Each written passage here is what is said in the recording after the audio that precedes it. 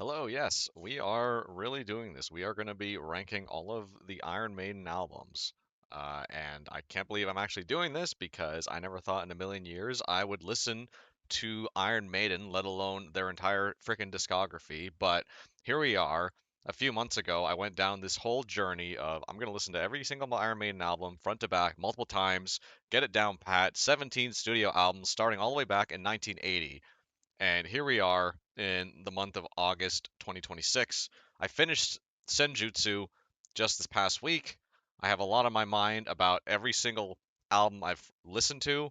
And right off the bat, I gotta say, this band is freaking fantastic. Unbelievable. 10 out of 10. Iron Maiden.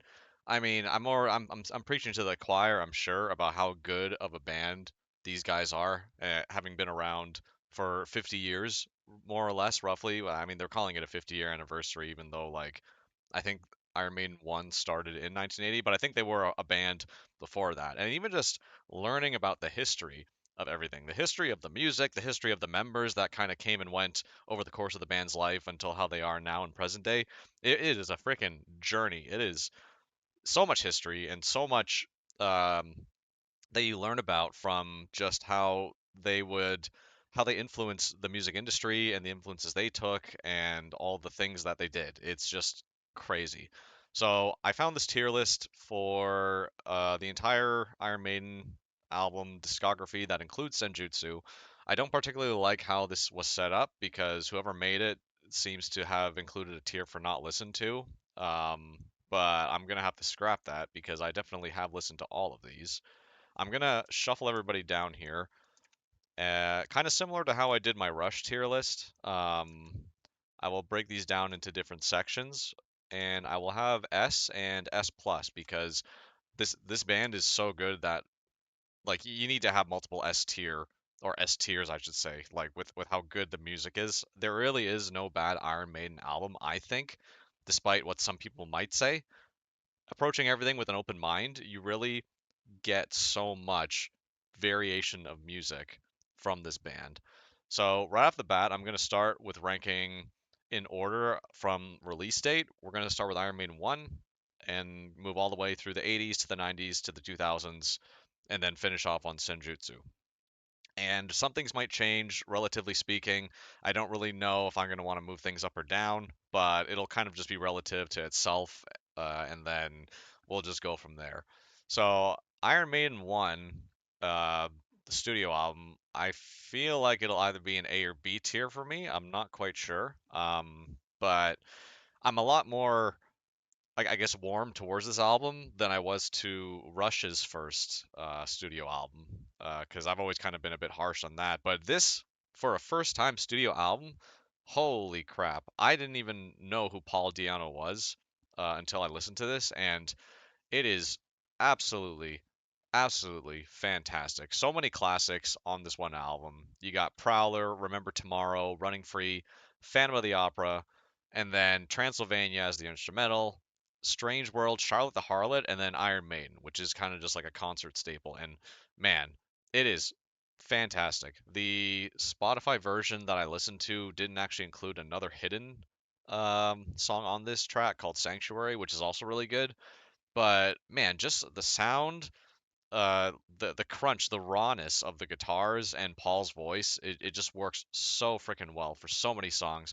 So much energy. The guys are so young. They're freaking playing their hearts out. They're enjoying it. They're partying. It's just a freaking great vibe. I can turn this on a drive in if I'm sitting in a room somewhere, if I'm doing anything. This is just like boom, banger, Iron Maiden. Like I don't know. It's kind of hard to explain unless you've listened to it. And I honestly didn't even have high expectations going into this because I figured, okay, it's their first studio album. Eddie looks like he's freaking drugged out of his mind on the cover. It's a bit rough around the edges. Okay, and I didn't even know any of the songs going into this. I think I might have been familiar with Charlotte the Harlot, but that's about it. Oh man, Phantom of the Opera. Mm, it is freaking amazing. Like these are all freaking fantastic songs. Classic album, classic era. I have nothing bad to say about it. I think when I ranked this in my when I was doing my write-ups, I gave this like a 5 out of 5 and I still stand by that. Like if anything, maybe it's like a 4.5 because the albums that come after it I do think are a bit better, but for a first studio album, like you can't get much better than this. Like, come on. So, 1981, we got Killers, and I do think Killers is an S tier album. Like, this is like quintessential Maiden. I think, and I didn't have any experience with Killers either. I was familiar with Murders in the Rue Morgue. But let's see, you got Ides of March, Wrathchild, Murder, Another Life, Genghis Khan, Innocent Exile, and then side two, you got Killers, Prodigal Son, Purgatory Drifters. Prodigal Son surprised the heck out of me when that came on. It was suddenly it was not metal at all. It was something that was more like alternative rock, and it freaking stood out. And they've never really done a song quite like that since this album, even to this day. I did really also like. I think Innocent Exile's the one that they do like this breakdown half through the song where it goes ba ba da ba ba da ba da ba da ba ba da. It's just so freaking jazzy. I love it. Um, and then of course Wrathchild, Murders in the Rue Morgue, Purgatory. Like again, it's quintessential. There's nothing bad I can really say about it. The artwork is refined as well. Eddie looks freaking great on the cover. It's when you think of Iron Maiden, this is almost like the image that comes to your mind. Like anyone that thinks of Iron Maiden, they think of Killers, and for that reason, I feel like S is where it should be. I wouldn't say it's the best album, or at least my personal favorite album in their whole repertoire, but it is a very strong contender. I might push it down to where Iron Maiden 1 is, depending on how the rest of these go, but we'll see. I do think it is better than the debut album for sure. So we get on to Number of the Beast, which is 1982, and yeah, S plus. I don't really, I can't really say anything less than that. Really took me by surprise. I was familiar with some songs on this album from the get-go. Like most people have heard of The Number of the Beast, the title track. Most people have heard of Run to the Hills. That's like the radio freaking hit. Let's see here. You got Invaders, which was wow, that was friggin' amazing. The first time I heard Invaders, I had never heard that song before sitting down to listen to this, and that kicked off the album so perfectly. Bruce Dickinson, like, really makes an impression for his first frickin' album. So he replaces Paul as the lead singer for Number of the Beast. It's immediately noticeable because they have just completely different vocal styles. But Bruce works so well. He's so powerful, so full of life and energy on this album. You get to Children of the Damned. Oh my goodness gracious. Again, just 10 out of 10. Okay. The Prisoner, 10 out of 10. 22 Acacia Avenue, 10 out of 10. Like it just banger after banger with the songs on Number of the Beast. Side 2, you get to Number of the Beast, you get Run to the Hills, Gangland, and Hallowed Be Thy Name. Like the epic track, Hallowed Be Thy Name. Like what more can I say? And it's not an unpopular opinion for people to put this at the top of their lists. It's one of the most iconic Maiden albums they've ever written, and yeah, it speaks for itself. It really, really does. I I I wouldn't call it my favorite album out of everything. I'll get to that whenever it comes up, but it'll have to be like in my top three, I think, at this point. Like completely blew me away when I heard Number of the Beast. The 10 out of 10. Mm. Okay, so moving on, 1983. They were just cranking these out year after year. Yeah, like 1980 to 83, and you've got freaking four albums already. Like it is actually nuts how fast they were able to pump these out. You got Peace of Mind, which I will put ahead of Killers. I'll put it in the S tier. I wouldn't put it in S plus because I do feel like I feel stronger of Number of the Beast than Peace of Mind. But Peace of Mind is still a contender for being a favorite of any fan, like hands down. Okay, Where Eagles Dare, Revelations, Flight of Icarus, Die with Their Boots On. So I knew Flight of Icarus and Die with Their Boots On before coming into this album, just from hearing it in the past every now and then. Where Eagles Dare was a nice surprise, and Revelations really took me by surprise. Like the first four songs in this album are complete freaking bangers, straight up, like no denying. Then you get to side two, you get the Trooper, which what is there to say about the Trooper? Everyone freaking knows it. Concert staple. It's a banger. Radio hit. Like it's got one of the most iconic guitar openings in any freaking metal song or rock song, whatever you want to call it, metal, I guess, that we've ever heard. Still Life, that became my favorite for this album just because of how different it was. It was just like a cool story, and I love that what Bruce does to his voice on the song. It just sounds so great. You get Quest for Fire, Sun and Steel, which I mean those ones they're okay. I wouldn't say I'm like too strong on them, but they're still freaking great songs.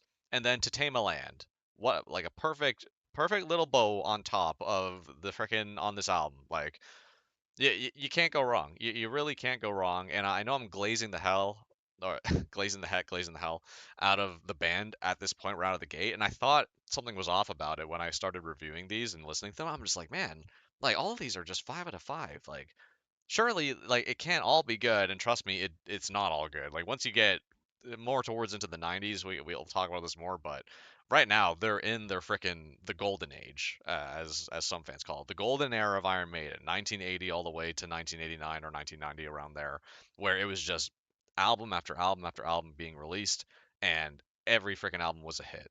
They were freaking selling out. It was crazy. We get to 1984 with Power Slave, and yeah, a Power Slave, I feel like I like it slightly less than Number of the Beast, but you could ask me on a different day and I might say the other way around. Like, and again, what is there to say about this album? Okay, Ace is High, 2 Minutes to Midnight, Lost for Words, Flash of the Blade, The Duelist, Back in the Village, Power Slave, Rhyme of the Ancient Mariner. Like, what is there to say? That I was already kind of familiar with this album before coming into it, and then listening to it again with fresh ears. Like, yeah, nothing's changed. It's one of the best freaking albums they ever put out. It's one of the most iconic. Any fan knows this album. Like the pyramids, the just the sound, the quality, the energy. They bring so much to the table, and it's still so different than what they had on the previous 4 albums. Like absolutely incredible. The production was just so sharp with these albums that they were pumping out in the 80s. Um, I won't speak much on Power Slave because like I don't know. I guess some of the songs that I didn't quite know, like I didn't know Lost for Words, Flash the Blade, The Duelist, or Back in the Village. Those were all new for me when I came into this album, but they all took me by surprise. Lost for Words being an instrumental had so much personality for an instrumental. And they've already done instrumentals too on the first 2 albums, but like so much personality, so many catchy riffs. And Back in the Village was also really fun because I just love hearing Bruce go back in the village, like over and over at the end. It's just freaking a great time. It's a great time. You can't go wrong with Power Slave. Moving on to 1986, Somewhere in Time. Um, I'm still, I wouldn't say I'm like a huge fan of Somewhere in Time, but I still love it, if that makes sense. Like it's not gonna be one that I think about throwing on unless I'm kind of in the mood for it. Um, but it's a very it's got a lot of freaking great songs as well. Do I like it more than Peace of Mind? That's what I'm having an issue with looking at it right now. I don't know if I do or not. Yeah, I don't know. It's hard to. I feel like I don't. I'll move it down. I'll put it ahead of Killer still. Still an S tier album, 100%. Like there's no denying. And most of the songs on here I hadn't heard before. I'd only heard Wasted Years, which everyone kind of just knows that one. So like Caught Somewhere in Time, Sea of Madness, Heaven Can Wait, frickin' all bangers. Loneliness, banger. Stranger in a Strange Land, frickin' banger. And then Deja Vu and Alexander the Great, the epic track. Like, yeah. It really surprised me when I was going through all these albums how much writing about history that Iron Maiden did, especially a lot during this time. Like a lot of their songs were inspired by like a lot of books that they had read, a lot of fiction, a lot of stories, folklore, and they would just take that and run with it.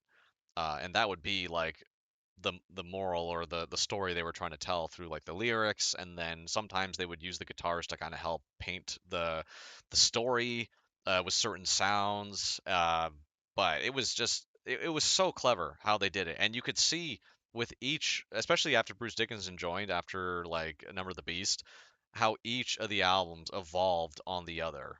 Um, that the first two didn't quite do. I do think that part of the reason why they ended up replacing Paul was because Steve Harris said he wanted to like he had like a vision for the band. I guess I believe Steve is like the main drive, the creative drive behind the band, or the manager, or the leader, whatever you want to call it. And to take the band into new heights, like he wanted to, they needed to get a new singer that could help elevate them. And Bruce was like the perfect freaking pick because he has such an iconic voice that when I would hear Bruce sing, I would honestly think of like Eddie. I almost thought like he was like the voice of Eddie, or Eddie was singing on the albums when I was a kid hearing these. And yeah, I still kind of feel that way. It just works so well. You can't really have Iron Maiden without Bruce Dickinson, despite how you might feel about him. And you're gonna hear me glazing him a lot because I do think he is freaking great. And not no no, not to say anything bad about the guitars as well. Dave Murray, Adrian Smith, those guys freaking carry the sound. And shout outs to Nico McBrain as well on the drums. But anyway, what am I getting at here is that, yeah, a lot of the songwriting they would do took inspiration from books, fiction, things that they had read, history, and they would put it into the songs. And that would be a lot of the inspiration for the concepts of each of the albums. And not every album is a concept album. I think most of them aren't, or almost all of them aren't, I would say at this point. But you get bits and pieces of it here as you're listening through them, and it's very apparent on the first seven, I guess albums 3 to 5, which would be Number of the Beast all the way to not 3 to 5, 3 to 7, Number of the Beast to Seventh Son. Which, speaking of Seventh Son, let me introduce you to my favorite album, Seventh Son of Seventh Son. uh, yeah, again, this is 1988. What can I say? What is there to say about Seventh Son of a Seventh Son that hasn't already been said? It's my personal favorite. The music speaks for itself. I do like the themes around reincarnation, infinity, being reborn. I thought that was just such a cool concept that they nail perfectly here. You got Moonchild, Infinite Dreams, Can I Play with Madness, The Evil That Men Do, Seventh Son of a Seventh Son, The Prophecy, The Clairvoyant, Only Good Die Young. Yeah, like what am I gonna say?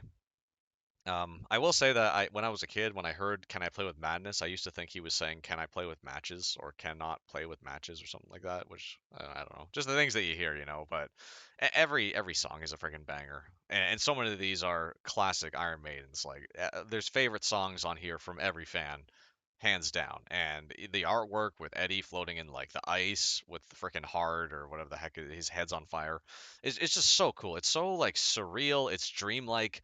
They introduce some synthesizer sounds in this one for the first time. Well, maybe not the first time, but like pretty new for the band. Pretty progressive, I guess, as well in that regard. Oh, it works so well, so well. I have nothing bad to say about this album. I've seldom had anything negative to say about any of these albums. That's all about to change. We're getting into where the real discussions happen among the fans, the real discourse, if you will. Because I've been reading a lot online about how people feel about Iron Maiden albums, and general consensus is that the first seven are like, again, the golden era. And yeah, I would wholeheartedly agree. No shade against anything that came after it, but there is something that is kind of missing in the later albums, and yeah, let's talk about it. We got No Prayer for the Dying, released in 1990. It's definitely a B tier album for me. Might be dropped down a bit depending on what happens with the rest of these guys, but yeah, 1990, No Prayer for the Dying. We lose Adrian Smith, I believe, and then this is where we get Janik to replace him. And Janik is a freaking great guitarist as well, like 100%. Like all these guys are freaking so talented. Um, Bruce is still here leading the vocals, but he does something to his voice, like in terms of direction, where it's a lot harsher on the ears. He goes for like something raspier, something maybe more like AC/DC like. I'm not quite sure what the influence was for the band at this time. I do know that Steve Harris wanted to kind of go back to roots regarding the songwriting, and by roots I mean like maybe more what happened during the Paul Di'Anno era in 1980 and 81. Um, if No Prayer had released after Killers and before Number of the Beast, maybe it would not have as negative a reception as it does in current day. Coming after Seventh Son and even the track record they had before then, kind of ends up raising expectations so high that when this album came out, it just kind of plummeted. And it's kind of been neglected over the years by fans because of that. I don't think the album's bad by any means. Like, it has a lot of great freaking songs on them. You got Tail Gunner. See, even like Tail Gunner, people would think like it's just a rip off of Aces High or a poor man's Aces High. It's like, yeah, but I mean, the band still wrote it. I don't know why they wrote another freaking dogfighting song when they literally had one leading Power Slave a few years prior, but okay, whatever. Anyway, you got Tail Gunner, Holy Smoke. That was a great song. No Prayer for the Dying, which excellent freaking song. Almost like it's basically like a ballad. Public Enema number one. I don't really remember off the top of my head how that goes. Yeah, I can't really speak to that. Fate's Warning, The Assassin, which is a lot of fun. Running Silent, Run Deep, that one's good.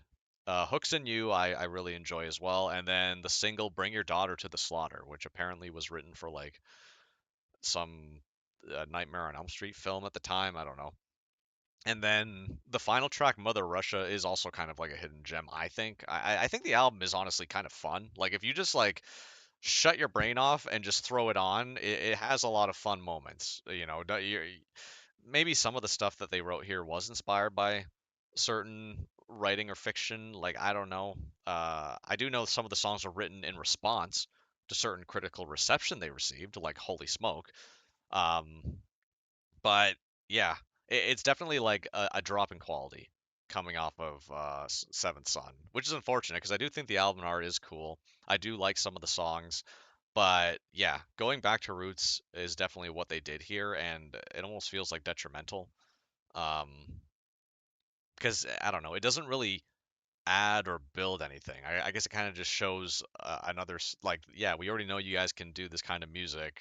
Why did you do it again? Almost, and it's arguably not as good as what we had with Paul anyway. So, yeah, that's my no prayer. Like, I might just end up bumping it down to C after speaking about it again, but we'll see. Um, so we get to Fear the Dark in 1992.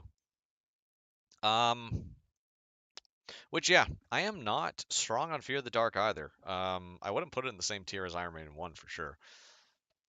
So Fear the Dark, I'm a bit mixed on. I know this is also like considered a classic album, especially looking at the artwork. I do think the artwork is great. It always reminded me of like a Halloween inspired, almost like a horror creature. But like a lot of the song, this was during like the CD era too, so they felt the need to like fill it with a bunch of music, I guess, when I feel like they didn't really need to because some of the songs don't really do much. Let's see, you got Quicker Be Dead, From Here to Eternity, Afraid to Shoot Strangers, Fear's the Key, Childhood's End, Waste in Love. Okay, so the first six songs, eh, I do like Be Quicker Be Dead and From Here to Eternity. Afraid to Shoot Strangers, okay. Fear's the Key, I could probably do without. Childhood's End is a hidden gem, I would say. Childhood's End is hidden gem. Wasting Love, I could probably do without. Um, and then you get to The Fugitive, which I didn't mind. Chains of Misery, I could have probably done without. The Apparition, I probably could have done without. Judas Be My Guide. Oh man, that one is a freaking banger that no one ever talks about, but holy crap, I think that was my favorite pick for this album. Weekend Warrior, which just sounds like Iron Maiden covering AC/DC. I don't know why they did that. And then Fear of the Dark, which I mean, what am I going to say about that? That song kind of just speaks for itself with how often they bring it out in concert for just anything. I think that's the only song from this album they ever bring out in concert. Maybe when they were touring during the 90s, they would play more songs from this album, but like nowadays, if you hear them, they're only going to do Fear of the Dark, which I think that should speak enough about how strong or lack thereof the music is on this album. It just does not freaking stand up to to to what we had before, and it's still missing Adrian Smith. We still have Bruce at least, but the song quality speaks for itself. I do think it is slightly better than No Prayer for the Dying, just because I feel like Bruce's voice works a bit better on these songs, and maybe Janik is a lot more comfortable working with the group at this point. Some of the songs, I guess it has higher highs if that makes sense, but lower lows. Some of the songs like The Apparition and Weekend Warrior, Eh, I mean, if I'm in the mood for them, I guess I could just throw them on. But then again, if you're listening to this, if you want to listen to Iron Maiden, you wouldn't really just throw these on. You would throw on like actual core Iron Maiden. So I understand the critical reception that these albums received. I kind of feel the same way about them, although I still might bump No Prayer down I actually, ah, okay. Well, we got another one to talk about here. That's kind of in the same. We're in the slump. Okay, the '90s was just the slump of Iron Maiden. There was a lot of bad things happening with the band at the time. A lot of changes in the music industry. Metal was kind of like being phased out for up and coming grunge, whatever you want to call that. Um, so Iron Maiden was still trying to almost find a sound for themselves during this time. The band members were changing. They lose Bruce Dickinson in 1995 because he goes to pursue his solo career. So they had lost Adrian already. They lose Bruce.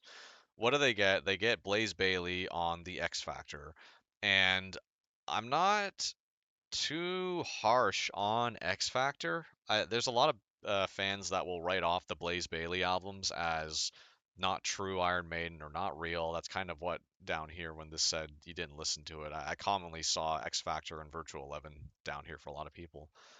But after giving these a chance, like I actually think they're pretty good albums in their own right. Like the issue is that you're having to compare it to Iron Maiden, and then you're comparing Blaze Bayley to Bruce Dickinson, which to me that's like comparing a cat to a lion. You know what I mean? And no shade against Blaze. I freaking love Blaze's voice. I think he's a great singer. I think he does a great job on these albums. The albums are freaking fantastic as well.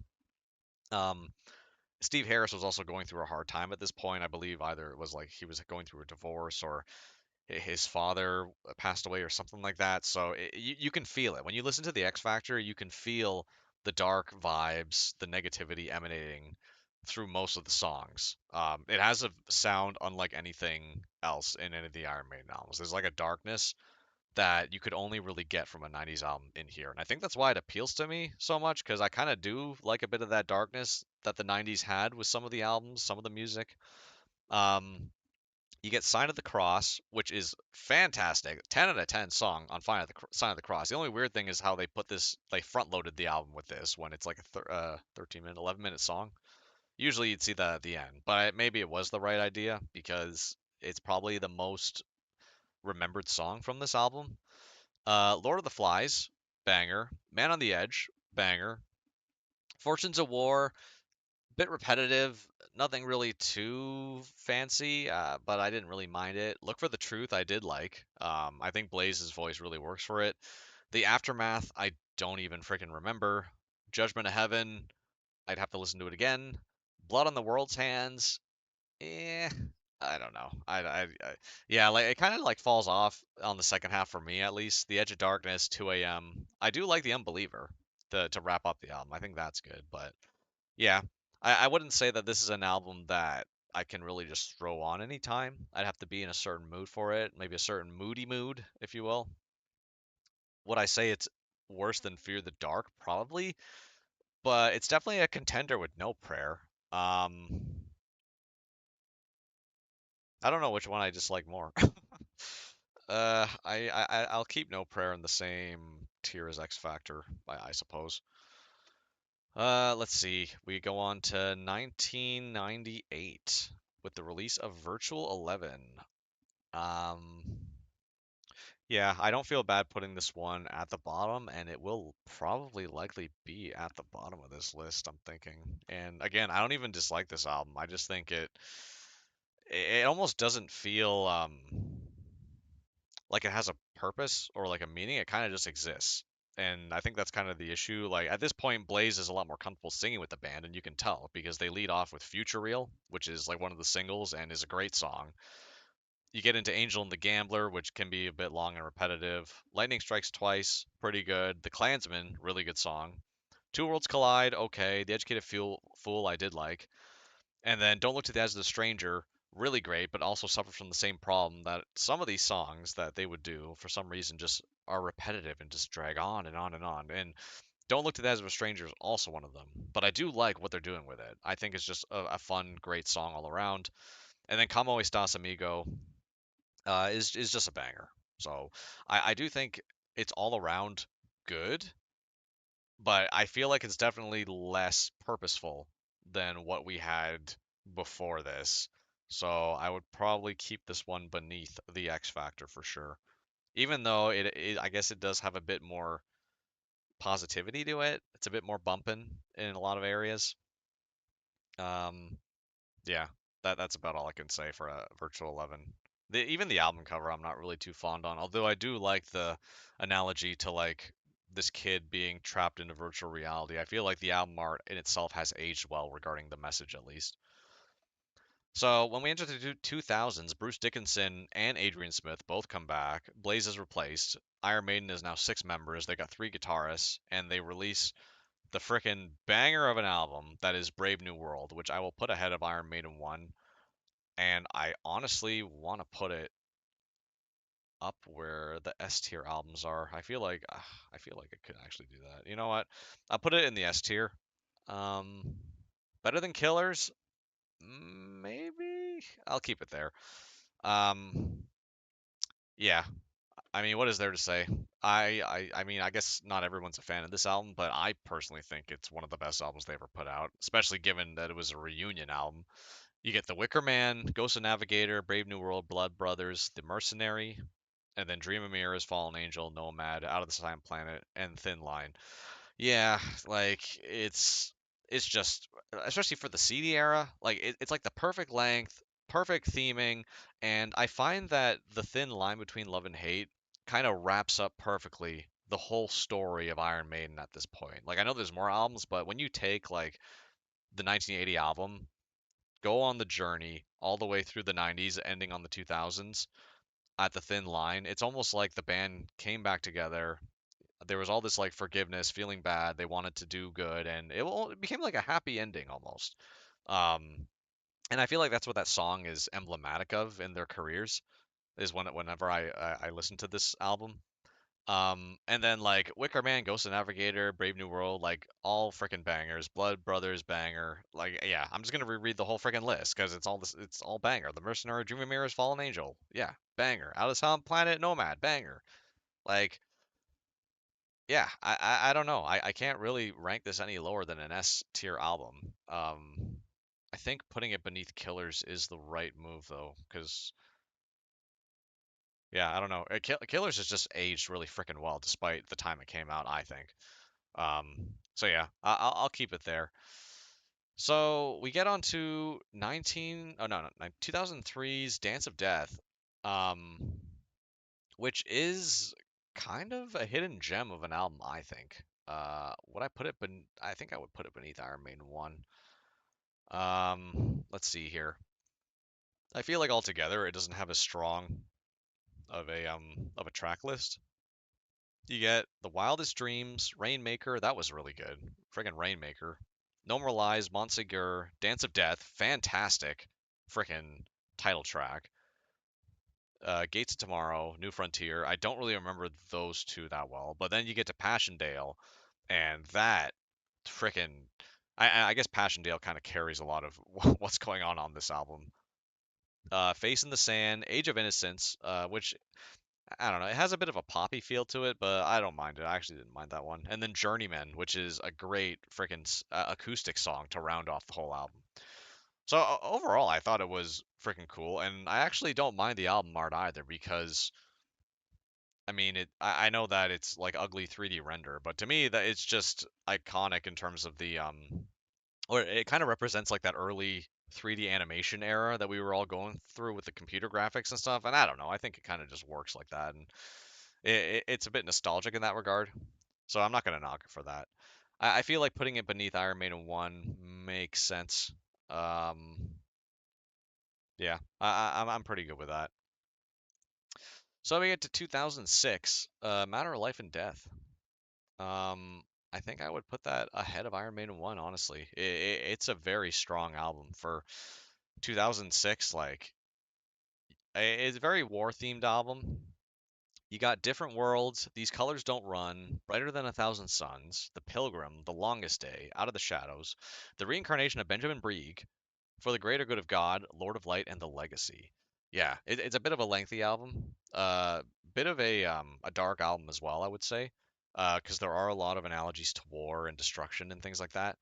But a lot of the songs are just freaking great. I mean, if not a bit long in some areas, but I feel like the length of some of them are warranted. Looking at songs like Brighter Than a Thousand Suns, The Longest Day, For the Greater Good of God. I guess like the only songs I don't care too much for would be like Out of the Shadows, Lord of Light, Reincarnation. Everything else though is a freaking absolute banger. So yeah, I would definitely put it ahead of Dance to Death. Contentious for Iron Maiden 1, but I don't know. I would say it's better than Iron Maiden 1. Yeah. A tier, absolutely.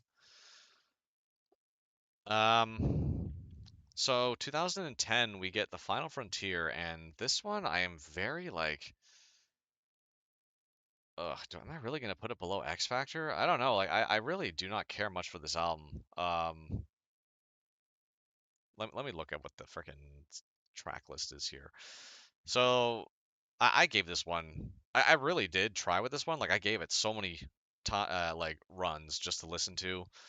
We have Satellite 15, The Final Frontier, El Dorado, Mother of Mercy, Coming Home, and The Alchemist. And I mean, they're not bad songs. I do like Mother of Mercy, and El Dorado is okay.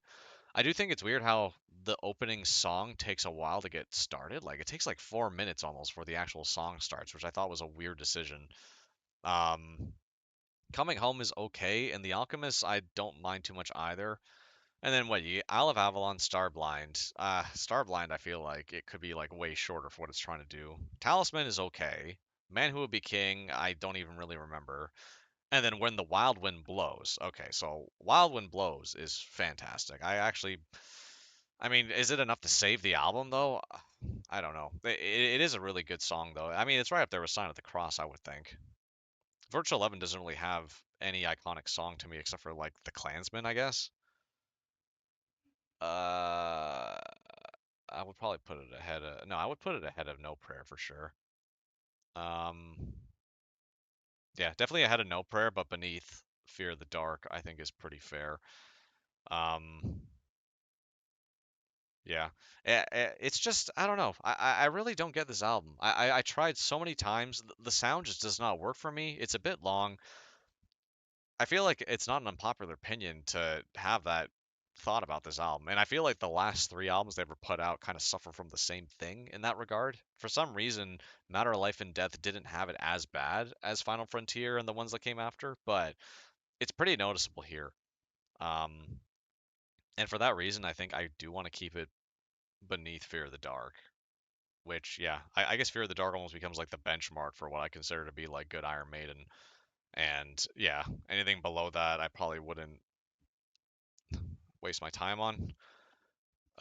We get to Book of Souls in 2015, which is a hidden gem of an album, I will say. I'll put Book of Souls beneath Fear of the Dark because I did really enjoy Book of Souls. 2015, Bruce Dickinson might have been going through a throat cancer thing at this time.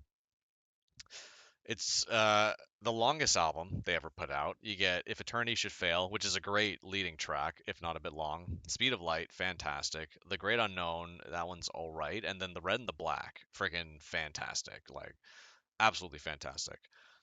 When the River Runs Deep is okay, and then Book of Souls is also fantastic. The album, I mean the song. So already you've got like a mix of really good songs and just okay ones. So I think that's pretty strong Maiden album.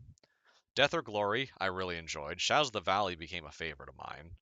And then Tears of a Clown, which I think is like an underrated gem as well for the album. And then you got Man of Sorrows, which is probably the one song I could do without on the album. And then Empire of the Clouds, which that one should just speak for itself. 18-minute epic track, great use of piano, great song all around. Like I freaking loved Empire of the Clouds. Um, so yeah, I feel like B tier for Book of Souls makes the most sense. And then that will take me into Senjutsu in 2021, which, after having listened to it this past week, I can't say I'm very strong on this album either. I would probably put it ahead of Final Frontier for sure, but yeah, that I think that's about all I can say for it, unfortunately. It does have a good sound overall, but something just does not work for me on the album. I feel like Bruce, his voice, you can't really hear that well a lot of the time. It has like they did something to the production that just makes his voice muffled. The guitars feel a bit subdued. it does have really good songs. Like let's see, you got Senjutsu, Stratajo, Writing on the Wall, all really good. Lost in a Lost World, very good. Days of Future Past, frickin' banger. And then The Time Machine, frickin' banger. Darkest Hour, I didn't really care much for. And then you got three Steve Harris songs with Death of the Celts, The Parchment, and Hell on Earth. Hell on Earth is really good. And Death of the Celts is okay, but I can't speak much to The Parchment. Like, again, some of the after listening to it so many times, some of the songs kind of just end up going through you, and it's like I want to get into it, but it's so hard to. I've actually found it more enjoyable to go onto YouTube and listen to the album on 1.25 speed, like, because the guitars really freaking work. I feel like it's almost too meandering and slow, um, which does a disservice to the overall sound of the album. The other albums like Book of Souls and Frontier kind of suffer from the same thing, but with Senjutsu, I feel like it's very noticeable, and maybe that's just because the band is so old at this point. Like, bless their hearts for being able to still rock like they did when they were younger, but I can definitely tell like the complexity of the songwriting. It's just I feel like it's slower. It has does not have as much energy as before. And maybe I'm just not good at comprehending it either. Maybe like these are actually masterpieces that I just can't wrap my head around because I'm lacking some kind of understanding. That's totally possible, and it's happened to me plenty of times before. But I guess at this moment in time, or somewhere in time, this is how I would rank all the Iron Maiden albums. So I got my top three, and then the rest of the S tiers, A tiers, B tiers, and then yeah, those five at the bottom from C to D, I feel like is pretty warranted. Um, and it feels bad because I feel like everybody puts X Factor and Virtual Eleven at the bottom of their list out of just complete disregard. Even as I'm regarding them, I don't think they're as strong as the other albums that had Bruce leading the vocals. I guess X Factor is a contender over No Prayer potentially, depending on how I feel, but I don't know. I feel like it doesn't really work for me most of the time. So yeah, that's my ranking of the Iron Maiden albums. Thank you so much for watching. Hope you enjoyed my freaking random ramblings, and yeah, goodbye.